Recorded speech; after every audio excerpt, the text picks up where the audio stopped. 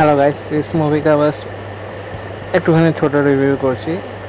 তোমরা দেখছো সমর গল্প বই চ্যানেল, আমার নাম সোমু। তো বুমারাং মুভি নাম, জিৎ হিরো, রুকমানি হিরোইন, বুঝতেই পারছো গল্প। মানে বর মধ্যে ঝামেলা আছে। বর ইনভেনশন নিয়ে, সায়েন্টিস্ট নিয়ে ব্যস্ত, বউকে টাইম দিচ্ছে না, জব করছে না। এমনিতেও শ্বশুরের সাথে ঝামেলা আছে, তো ছাড়াছাড়ি হয়ে যায়।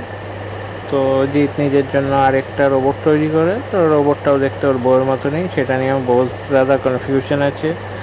রোবট দেখেছো বা রোবট 2.0 বা চিট্টি 2.0, তো সেরকমই এখানেরও গল্প। আর তেরি বাত না এসে উলঝা দিয়ে ওই মুভিটাও বেরিয়েছিল, অনেকটা ওরকমও কিছুটা আছে। লাস্টেও বলছি, জিৎ নিজের মতন একটা রোবট তৈরি করে নেয়। তো এই টাইপের স্টোরি, কমেডি আছে, লজিক নেই। আর সাইডে পাশের বাড়ির ক্যারেক্টার হিসেবে অম্বরেশ ছিল। মেয়ে দেখলেই ওনার একটু কী বলবো, ফুরকানি জাগে।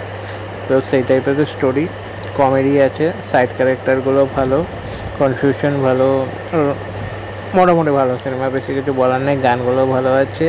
তো যদি হলে দেখতে গিয়ে থাকো, ব্রেনটাকে একদম সাইডে রেখে যাও, ব্রেনটা নিয়ে যেও না, মাথায় কিছু ঢুকবে না। যারা লজিক্যাল মুভি দেখতে চাও তো তার এই মুভিটা দেখো না। ব্রেনটাকে জাস্ট প্যাক করে সুটকেসে ভরে রেখে দাও, তারপর মুভিটা দেখো, প্রচণ্ড ভালো লাগবে। জাস্ট এটুকুই বলার আছে। এসব মুভি নিয়ে তো বেশি কিছু বলার নেই। হিরোইন গ্ল্যামারাস, আর জিৎ থাকলে তো মুভি মোটামুটি ভালোই হবে। অ্যাকশন নেই, জাস্ট কমেডি, কমার্শিয়াল মুভি। ওকে ওকে, জাস্ট 1-2 টাইম ওয়াচের জন্য তো ভালো।